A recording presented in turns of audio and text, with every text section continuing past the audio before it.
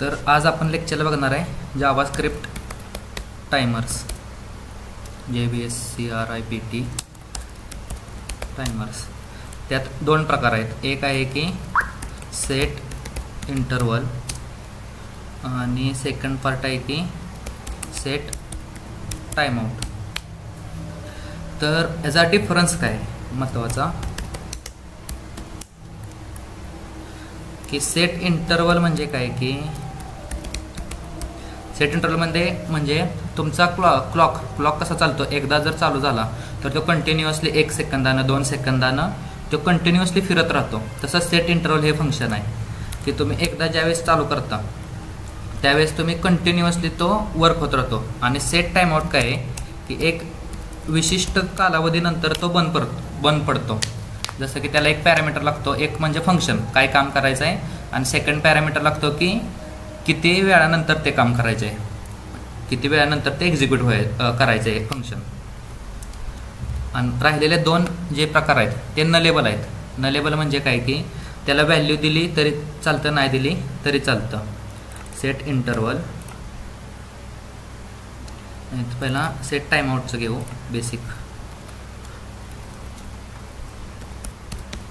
Function आणि next parameter आहे की मिली सेकंड्स. त्याला जे दुसरा पॅरामीटर लागतो तो मिली सेकंड्स लागतो. नेक्स्ट आहे की आर्ग्युमेंट 1 आणि आर्ग्युमेंट सेकंड. तर हे नलेबल आहेत क्वेश्चन मार्क, की हे दिले तरी चालतात, नाही दिले तरी चालतात. तर बेसिकपासून आपण चालू करूया.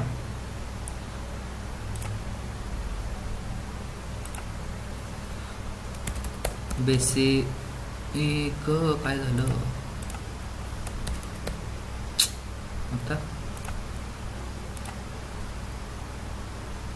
ओपन ब्राउझर फेल्ड टाईप का म्हणून होईना. आय थिंक याच्यामुळे काही घडलंय.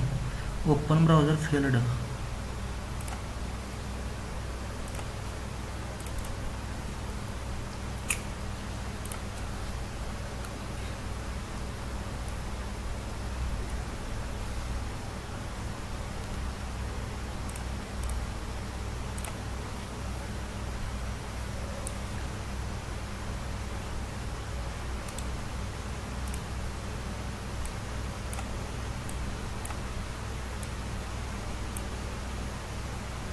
Profile themes. प्रोफाईल डिफॉल्ट नको आहे मला, जावास्क्रिप्ट पाहिजे. ओके त्या डिफॉल्ट प्रोफाईलला काहीतरी प्रॉब्लेम झाला आहे. सकाळी पण मला प्रॉब्लेम दिला. basic.html. तर ते प्रोफाईल कशा करायचे असतात ते मी लास्टला सांगेन. प्रोफाईलचा फायदा काय त्या. Snippet.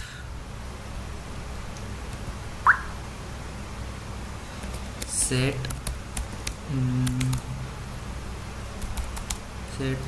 Time OUT project.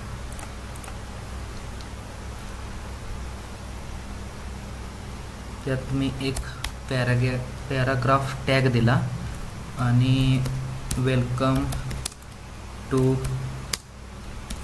JavaScript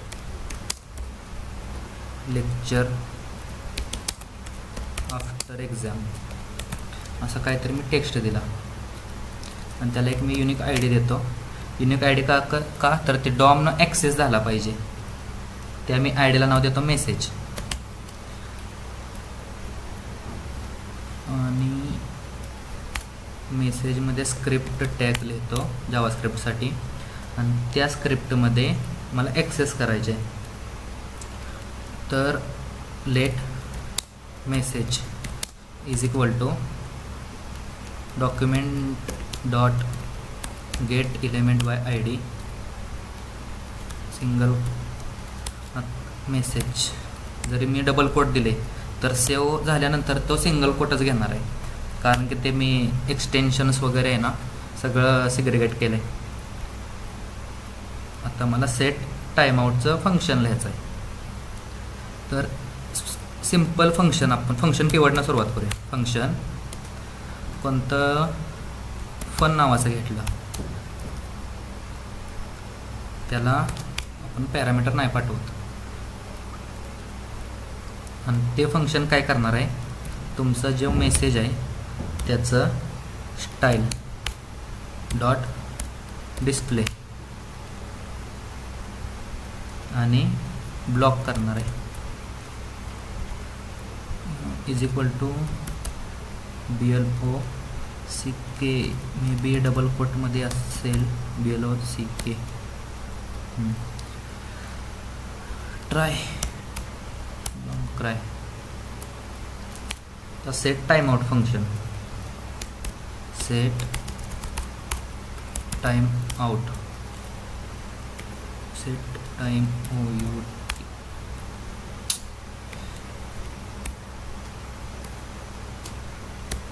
त्या फंक्शनचं नाव FUN आणि नेक्स्ट पॅरामीटर आहे किती सेकंद. समजा मला 5 सेकंदाने कॉल करायचं आहे.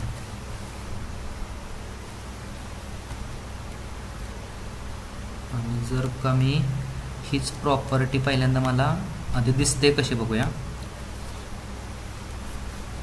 बोलायचं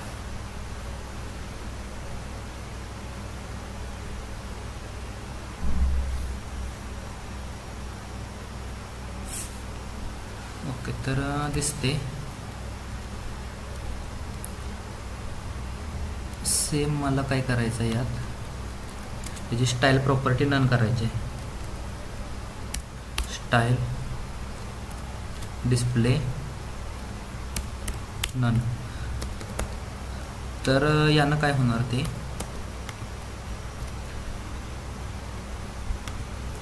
की तुमचा जो कोड आहे तो दिसणार नाही. आता 5 सेकंद वेट केला, 1 2 3 4 आणि 5.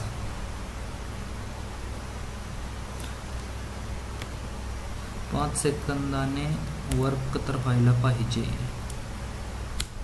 2 सेकंद करू.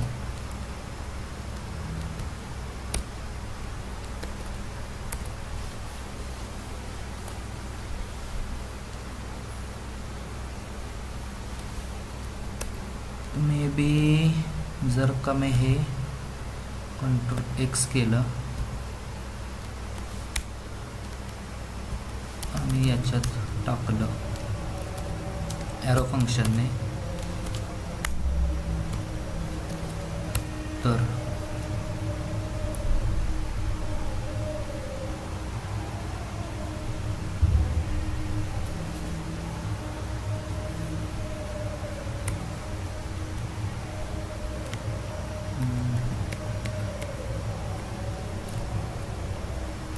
कोड बराबर आहे, स्पेलिंग चुकले. Set time out.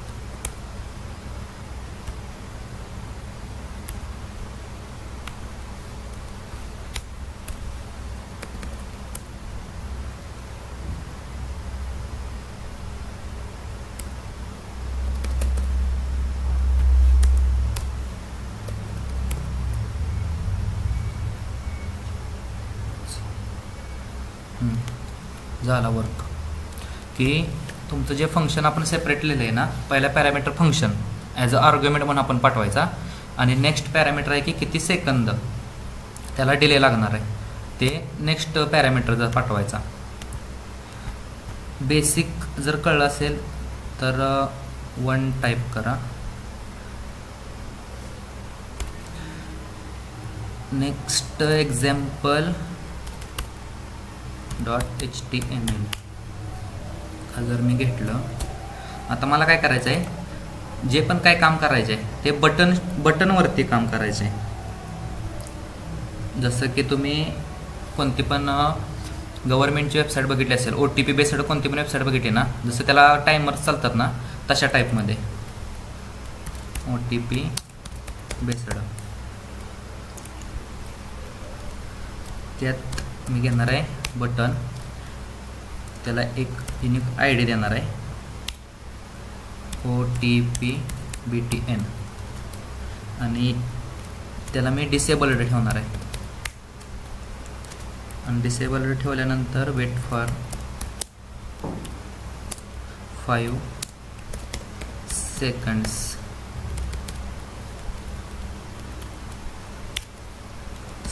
नेक्स्ट आहे स्क्रिप्ट टॅग. स्क्रिप्ट टॅगमध्ये आपला JS चा कोड.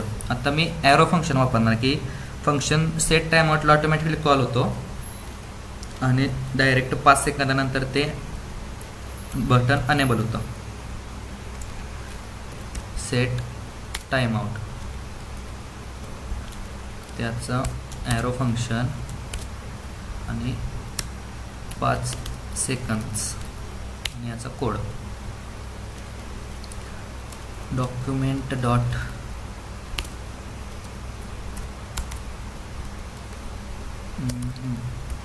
शॉर्ट, एवढं पण शॉर्ट नको नाहीतर डोक्याच्या वरनं जाईल.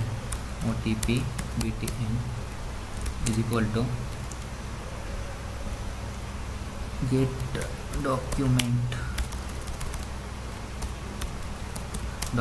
डॉट एलिमेंट बाय ID, त्याला पॅरामीटर OTP BTN.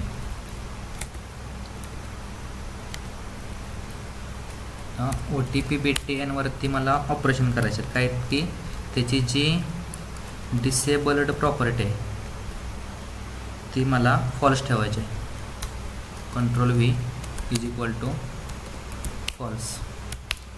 आणि नेक्स्ट काय की OTP बटन, त्याचं इनर टेक्स्ट म्हणजे जे इनर टेक्स्ट म्हणजे हे वेट फॉर 5 सेकंड्स आहे ना, मला त्याचं टेक्स्ट बदलायचं आहे. तर काय करणार आहे मी त्या टेक्स्टमध्ये क्लिक फॉर OTP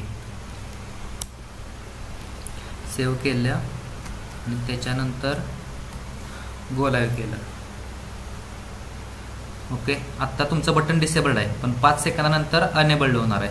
झालं तुमचं बटन अनेबल्ड आणि त्याचं टेक्स्ट पण चेंज झालं. आणि त्यानंतर तुम्हाला जर वाटलं की याच्या ज्या क्लिक Ctrl+Z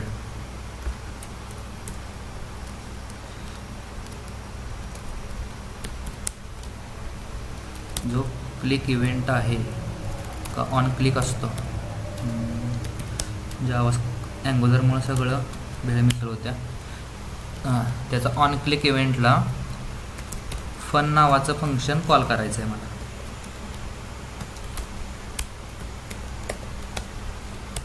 तर फन नावाच्या फंक्शनमध्ये मी काय लिहिणार आहे, function fun confirmation box. Are you sure to submit. Save केला, त्याच्यानंतर इकडे आलो, पेज रिफ्रेश केलं. आता 5 सेकंदासाठी त्याच्यावरती क्लिक होत नाही म्हणजे त्याचा क्लिक इव्हेंट हँडल नाही. आता OTP क्लिकवर मी ज्यावेळेस क्लिक करतोय तर झाला त्याचा click event handle. Are you want to sure याच्यावरतीच तुम्हाला ते OTP बेस्ड जे पण ऑपरेशन आपण करतो ना ते ऑपरेशन करू शकतो. इथपर्यंत कळले का सेट टाइम आउट फंक्शन? असंच तुम्हाला ॲडव्हान्समध्ये जाऊ शकतं. हे पण फंक्शन तुम्ही एका फंक्शनमध्ये कॉल करू शकता. आत्ता ग्लोबल आहे त्यामुळे ते ऑटोमॅटिक कॉल होत आहे.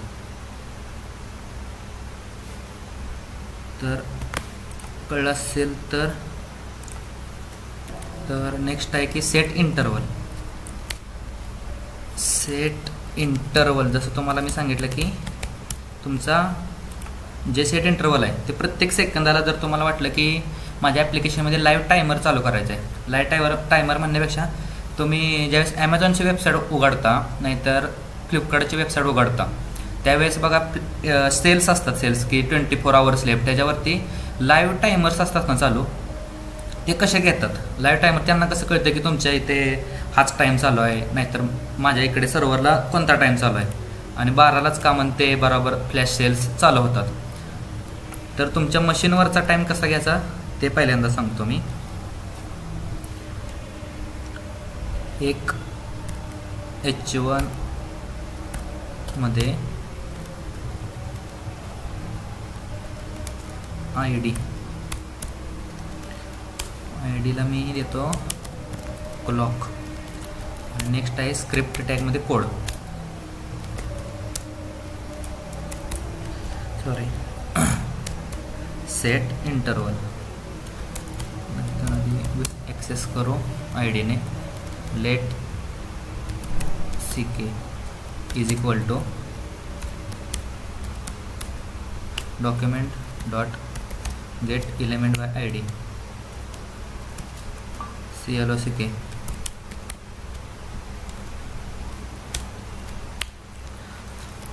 आता सेट इंटरवल हे फंक्शन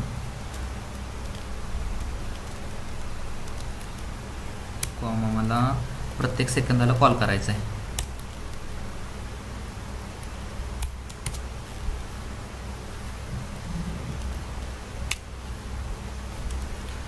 आता इंटेलिजन्सचा फायदा होते, कारण की याच्या आधी मला असं एरर म्हणा नाहीतर काय आहेत ना ते दावतच नव्हतं.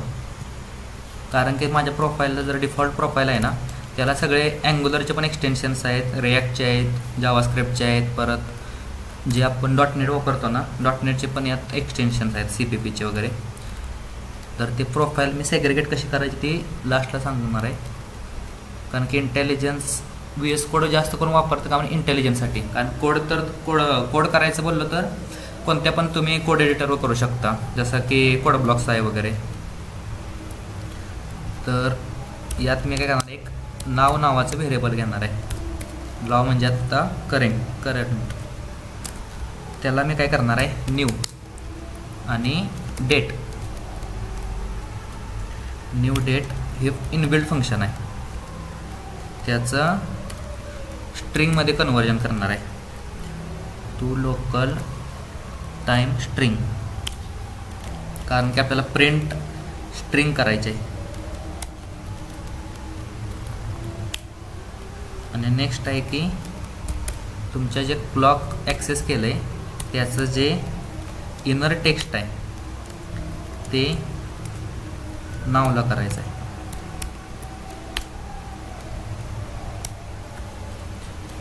जर का मी हा सेव्ह कोड केला,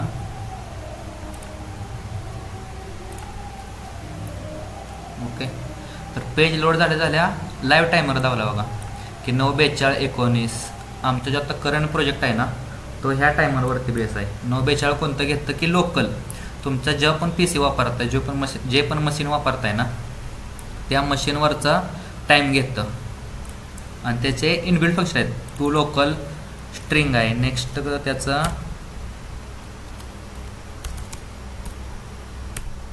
समजा टू डेट स्ट्रिंग केला मी, तर मला त्याची तारीख भेटणार आहे, आज कोणता वार आहे आणि तारीख किती आहे. जसं की तुमचा युजर तुम्ही लॉग इन पेज जर बनवला असेल आणि तुम्हाला जर कंपनीमध्ये कसं असते की तुम्ही कोणत्या दिवशी लॉग इन करताय, कोणत्या टायमिंगला आउट करताय, पंचिंग मशीन हे सिनारी असते ती की तुमचा जो फेस आयडी डिटेक्ट होता ना त्यावेळेस तुमच्या लोकल मशीनचा जो टाईम असतो तो करंटला असं फंक्शन वापरून आपण API थ्रू पास करतो की त्याला कळतं की ह्या टायमिंगला हे लॉग इन झाला आहे, ह्या टायमिंगला लॉग आउट झाला आहे.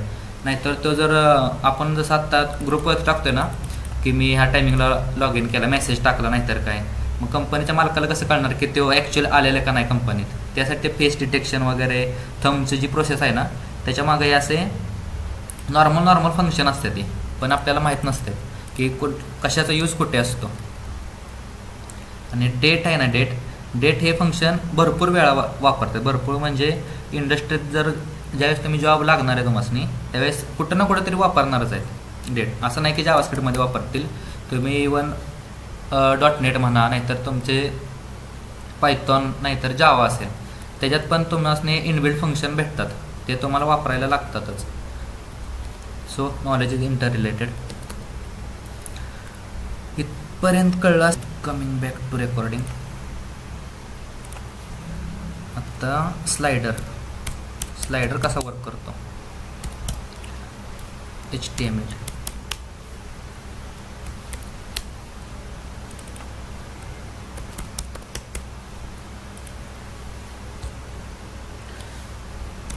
इमेज टॅगमध्ये सोर्स आपण काय देणार नाही, अल्टरनेट टेक्स्ट देऊ, नो पाथ डिटेक्टेड असं काहीतरी देऊ, आणि त्या इमेजला विड्थ 500 देऊ आणि हाईट 500 देऊ. आता मला काय करायचं आहे, script टॅगमध्ये img let img is equal to document dot get element by id. आता यात आपण याला id दिली नाही, id पण देऊ,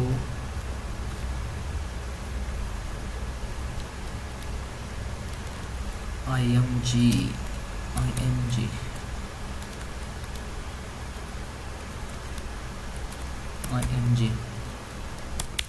नेक्स्ट काय आहे, एक मला ॲरे पाहिजे इमेजेसचा. आता याच्यात डबल कोटमध्ये 001.jpg 001.jpg कॉमा डबल कोटमध्ये 00.jpg कॉमा डबल कोटमध्ये 003.jpg. सगळे JPGच आहेत. हाऊ सो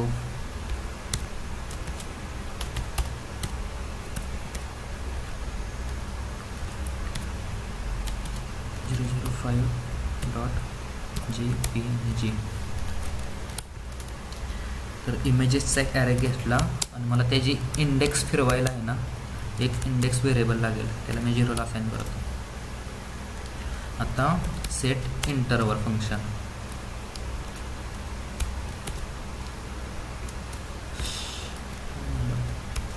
आणि ते मला पाहिजे 3 सेकंदानंतर. ओके,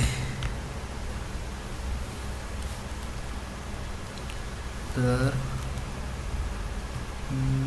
इमेज म्हणण्यापेक्षा स्लाइड असं करू, स्लाइड डॉट त्याची जी SRC आहे त्याला आपण पाथ देणार आहे. पाथ कोणता देणार आहे, इमेजेसमधला इंडेक्स म्हणजे 0 पासून धरलं पाहिजे चालू. आणि नेक्स्ट काय आहे, तुमचा जो इंडेक्स आहे तो ++ करून नाही चालणार का, कारण की ज्यावेळेस तुमचा इमेज म्हणजे 5 इमेजेस संपल्या तर तो 6 होणार, 7 होणार, 8 होणार. त्यासाठी एक मॅथमॅटिक्स आहे की पर्सेंटेज म्हणजे काय, त्याला भागाकार, 1ला भागलं ना की एक 0 किंवा 1 व्हॅल्यू भेटते ना तशा टाईपमध्ये. आणि images dot length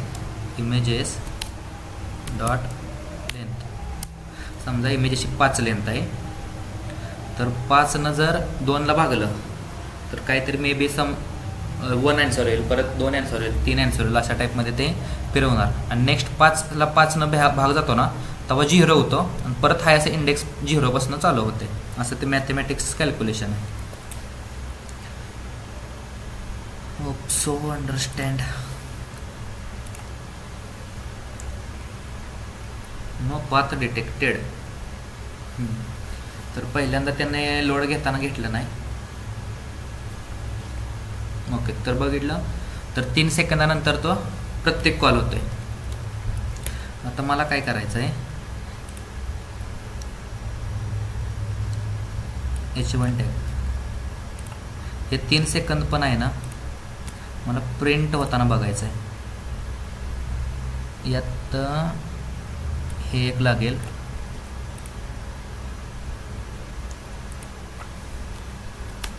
Ctrl+V. Okay,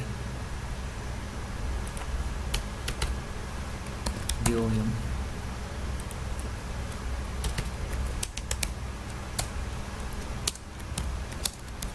index array and index आणि clock dot inner text IMG code आणि नेक्स्ट आहे यात क्लॉक कोड. सेव्ह केलं आणि इकडे आलो. ओके, तर इथं डेट नको आहे मला. To time string function call आणि सेव्ह केलं. ओके,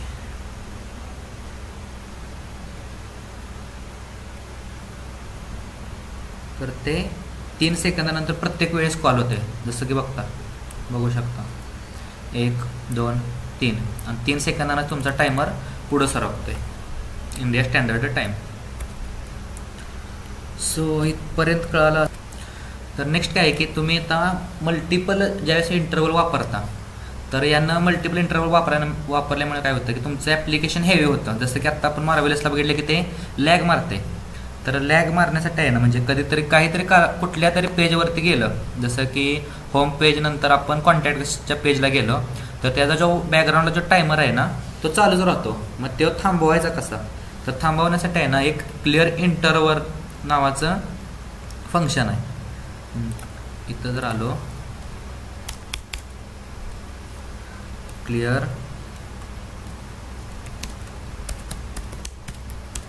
इंटरवल नावाचं फंक्शन आहे आणि ते फंक्शन काय पाहिजे? ID. आता ID काय करतं, जे तुमचं इंटरवल फंक्शन आहे, इंटरवल रिटर्न्स ID. तसंच क्लिअर टाइमआउट सेम, त्याला पण ID लागते आणि त्या पण ID स्टोअर कशी करायची ते बघणार आहे. So clear interval dot HTML.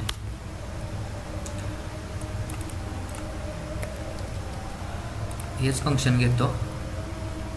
Next काय करतो मी, एका व्हेरिएबलमध्ये काढून घेतो ID नावाच्या आणि इथं मी काय करतो, एक बटन घेतो. बटन काय करतो, स्टॉप मी नावाचं. त्या बटनला मी काय करतो, बटनला आपल्याला काय लागेल, त्याचा ऑन क्लिक इव्हेंट लागेल. ऑन क्लिक त्याला STOP नावाचं फंक्शन एक्झिक्यूट झालं पाहिजे. आता फंक्शन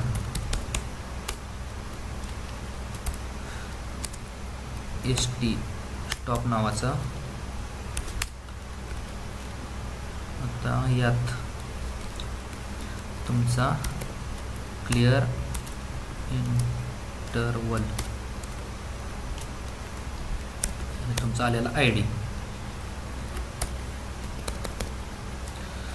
सो फक्त एवढाच कोड आहे, क्लिअर इंटरवल. तसंच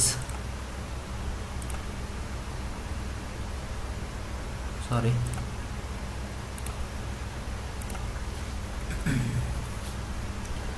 गो लाईव्ह.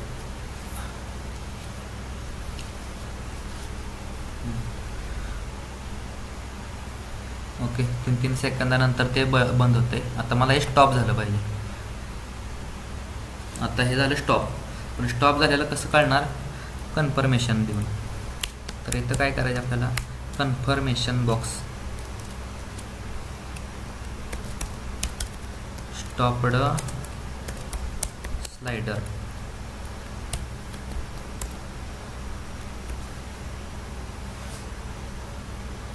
तो हे रन होतंय. स्टॉप केलं, स्टॉपड स्लाइडर, तर त्याचा इंटरवल पण आहे आणि ते सगळं स्टॉप झालं.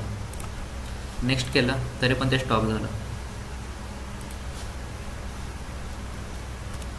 लास्ट प्रोग्राम म्हणजे कोणता की हाईड मीटिंग कंट्रोल्स.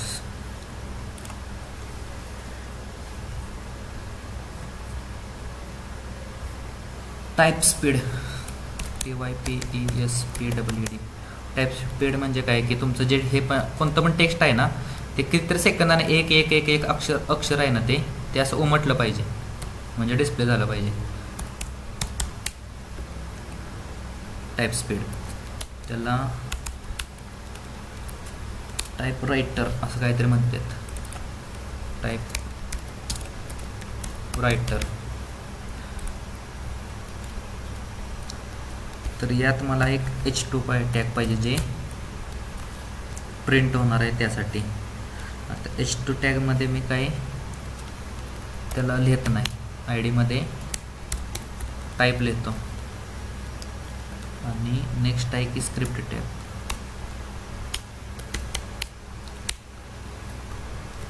स्क्रिप्ट टॅगमध्ये let type is equal to document dot get element by ID. त्याला मी टाईप नावाचं व्हेरिएबल पास केलं. नेक्स्ट काय आहे की लेट टेक्स्ट. टेक्स्ट कोणतं टाईप करायचं आहे त्याला hello this is JavaScript lecture conducted by Fork Infosystem. एवढं मोठं टेक्स्ट म्हणजे ते दिसताना पण जरा चांगलं दिसेल त्यासाठी एवढं मोठं घेतले.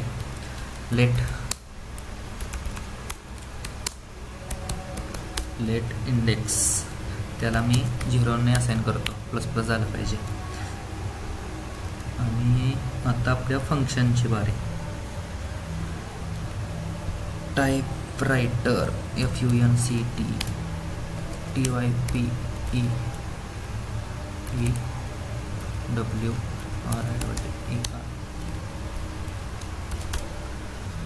ओके. त्या फंक्शनमध्ये काय करणार आहे मी, तुमचा जो टाईप आहे त्याचं इनर टेक्स्ट.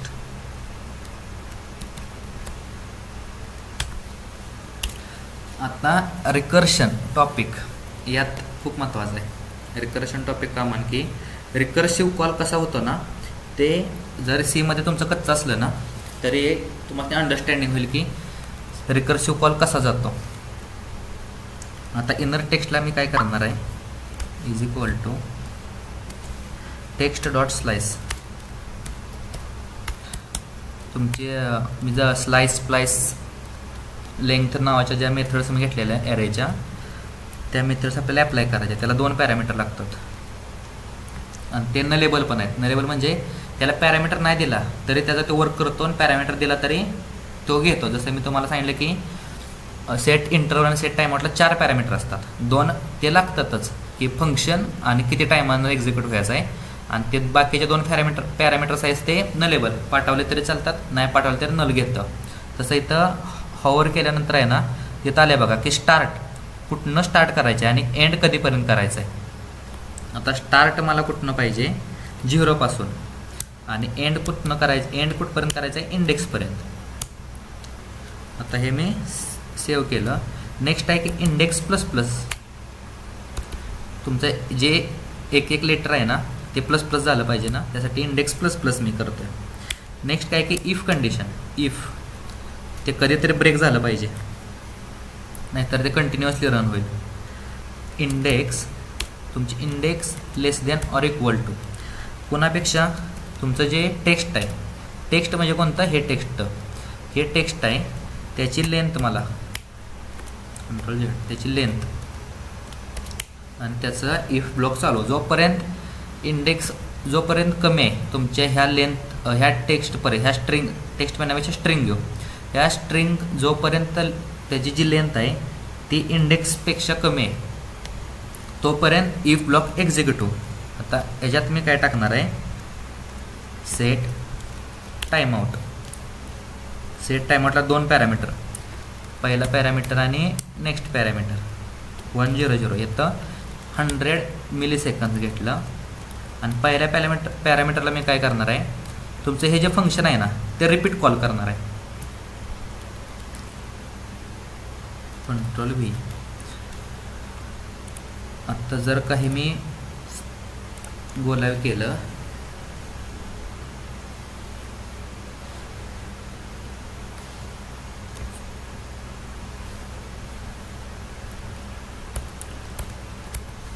गोलाव केल्यानंतर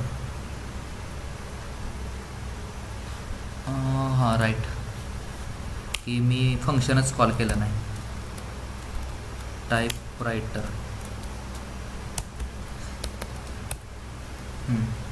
तर झालं. जसं का मी रिफ्रेश करतोय तसं 100 मिलीसेकंद ते पुढं सरकतंय. आणि एंड कुठे होणार आहे, तर लास्टला होणार आहे EM संपल्यानंतर. आता याचं तुम्हाला डायग्राम दाखवतो की कॉल कसं होणार आहे.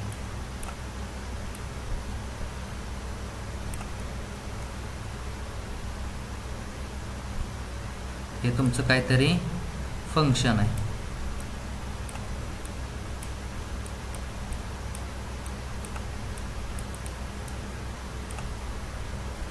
आणि सेकंड पॅरामीटर काय आहे की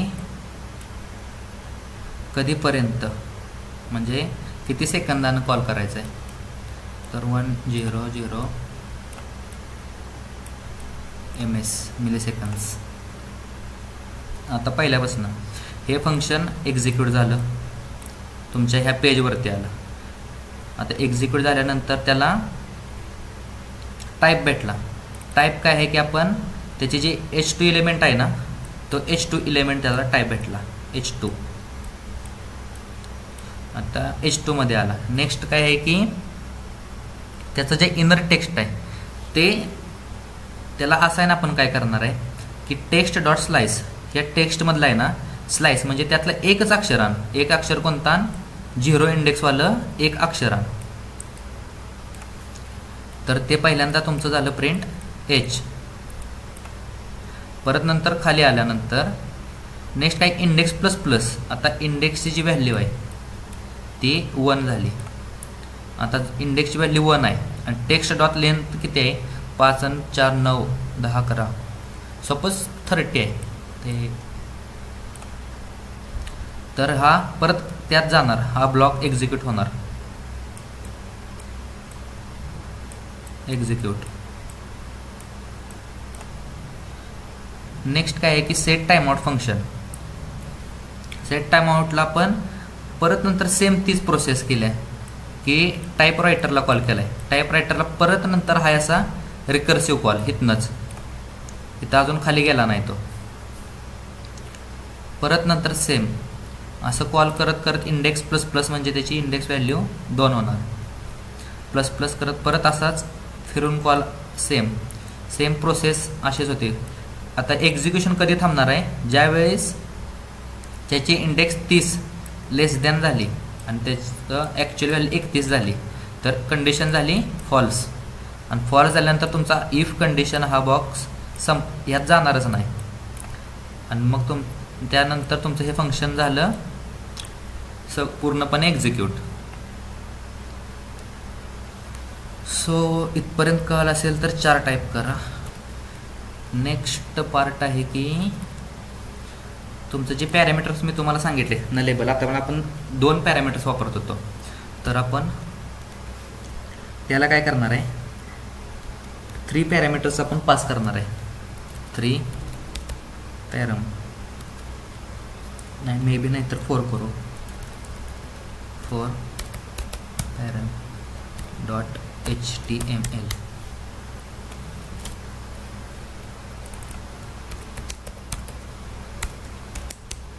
पॅरामीटरायझड. तर यात H2 टॅग एक मला पाहिजे आणि नेक्स्ट आहे की एक डिव. तर या H2 टॅगमध्ये लिहिणार आहे set interval function. Set interval function as argument demo. जसं मी तुम्हाला सांगितलेलं की एक फंक्शन आहे का आपण व्हेरिएबलमध्ये स्टोअर करून आर्ग्युमेंट म्हणून पाठवतो ना, तशा टाईपमध्ये. आणि या डिवला मी काय करणार आहे, output now unique I D देणार आहे. आता आपल्या जावास्क्रिप्टची बारी.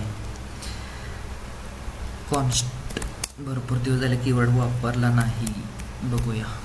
OUT PUT is equal to document dot get element by ID. याला आउटपुट स्टोअर केला म्हणजे तुमचा हा डिवाइस तो एका व्हेरिएबलमध्ये कॉन्स्ट कीवर्डने स्टोअर केला. नेक्स्ट काय करतो मी, एक फंक्शन लिहितो. ते फंक्शन मिनी फंक्शन FUNCTION. त्या मिनी फंक्शनमध्ये काय करतो, रिटर्न मी एक स्ट्रिंग करतो. Return hello this is mini function. Next दुसरं एक फंक्शन घेतो, मेन फंक्शन. तर मेन फंक्शनला कोणतरी कॉल करणार आहे, त्याला आपण रिसीव करणारा पॅरम नाव देतो. कॉन्स्टंट MSG मेसेज आणि तुमचं फंक्शन पॅरम.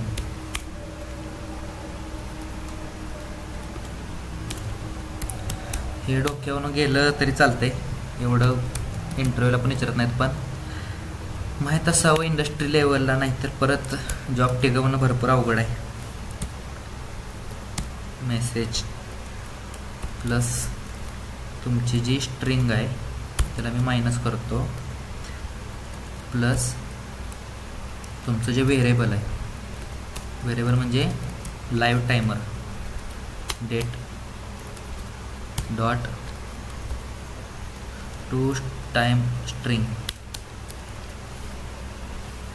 हे फंक्शन मी ॲप्लाय केलं. आता बघा करायचं आहे काय, सेट इंटरवल या फंक्शनला मी 3 आर्ग्युमेंट पाहिजे. ते ह्याची खरं म्हणजे मेन मला डायग्राम काढायला पाहिजे.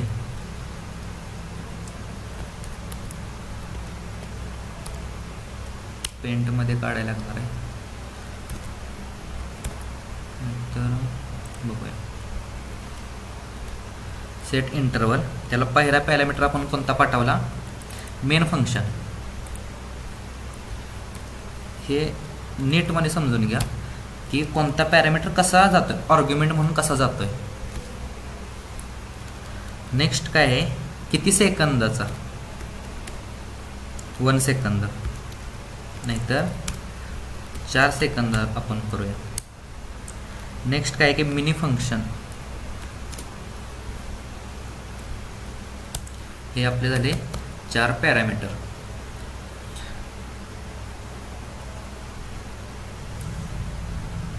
Ctrl+C Ctrl+V सगळं काळं झालंय.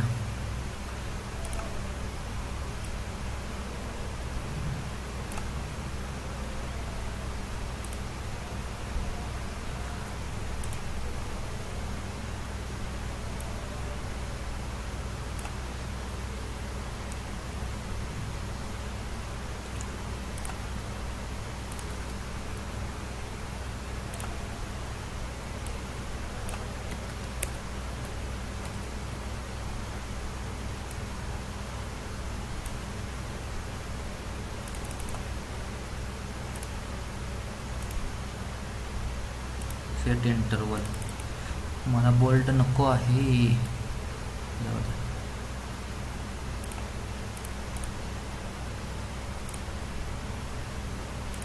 तिरप पण नको आहे.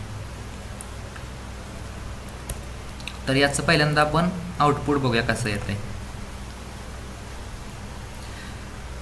1 2 3 4 5 ओके. तर 5 सेकंदानंतर त्याचा इंटरवल जो आहे सुरू झाला आहे आणि प्रत्येक 5 सेकंदानं तो कॉल होतोय. जर का मी इथं कुठे गेले 5 सेकंद, सॉरी 4 सेकंद, इथं 1 सेकंद केलं तर तो कंटिन्युअसली 1 सेकंदानंतर परत रिपीट कॉल होतोय. तर आता हे वर्क कसं झालं, कारण की हा वेगळं फंक्शन आहे, हे वेगळं फंक्शन आहे.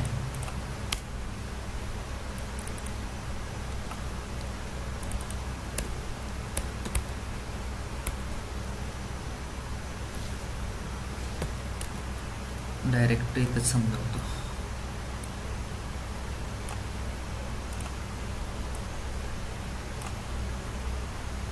तुमचं जे सेट इंटरवल आहे ते इथनं कॉल झाला.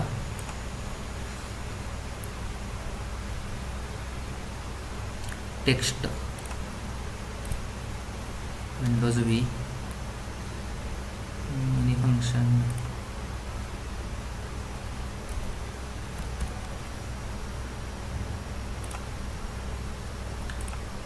नेक्स्ट आहे की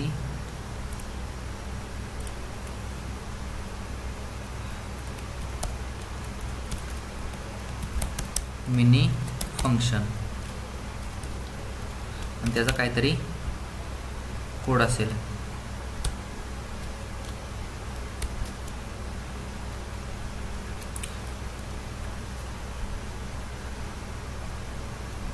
नेक्स्ट त्याचं मेन फंक्शन, त्याला आपण एक पॅरामीटर रिसीव्ह केलं आहे.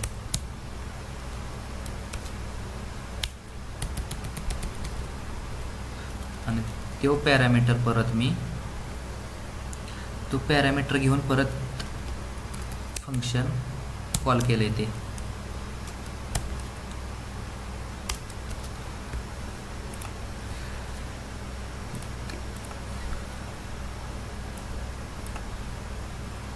त्याचं फ्री हँड नसतंय का.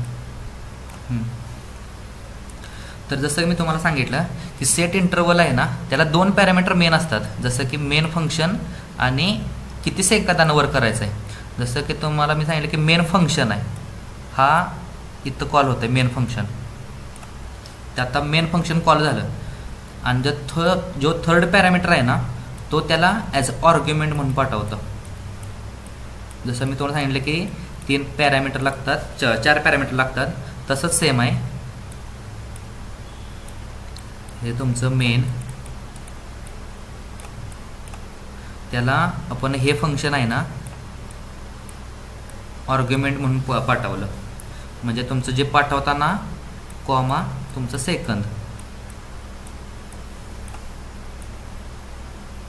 एम आणि आय. हँडरायटिंग खराब आहे, माऊसनं करतोय त्यामुळे. तर ते कॉल होताना कसं होणार आहे, सेट इंटरवल सेट आणि असं की तुमचं जे मेन फंक्शन आहे ते पाठवलं आणि जे सेकंड फंक्शन आहे ना ते ॲज अ आर्ग्युमेंट म्हणून आपण पाठवलंय. इंटरनल हे असं वर्किंग होतं. आणि नेक्स्ट पॅरामीटर काय की किती सेकंदानं प्रत्येक वेळेस ते कॉल झालं पाहिजे, म्हणजे हे फंक्शन किती सारखं किती सेकंदानं कॉल झालं पाहिजे. नेक्स्ट स्टेप काय की मेन फंक्शनमध्ये आला. आता पाठवताना समजा मी इथनं बटाटे पाठवले, नाहीतर बटाटे नाही. तुम्हाला मी रिअल टाइम एक्झाम्पल सांगतो.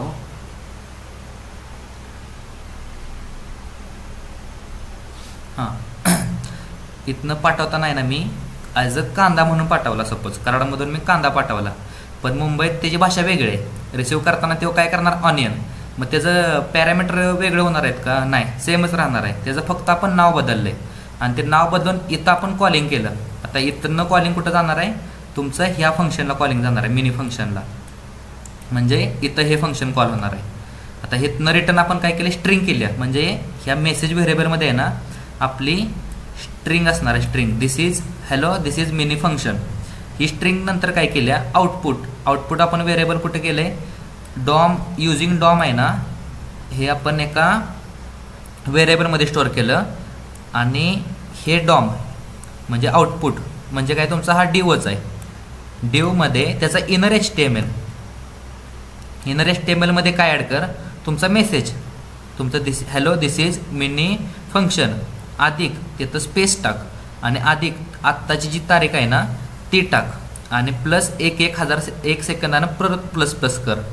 जसं की इथं मी सांगितलं की प्लस प्लस होते, सेम रिपीट त्याचं कॉल होते. तसंच आहे की मागं मी तुम्हाला सांगितलं की ॲनोनिमस फंक्शन म्हणा, एका व्हेरिएबलमध्ये आपण स्टोअर करतो फंक्शन एक, तसंच आहे. इथनं आपण जरी कराडमधनं आपण जरी कांदा पाठवला आणि मुंबईमध्ये जर आपण ऑनियन रिसीव केला तरी जे त्याचं तिखटपणा आहे ना ती तर सेमच आहे, म्हणजे त्याचं जे वर्किंग आहे ना ते सेमच असणार आहे. सो हे कळलं असेल.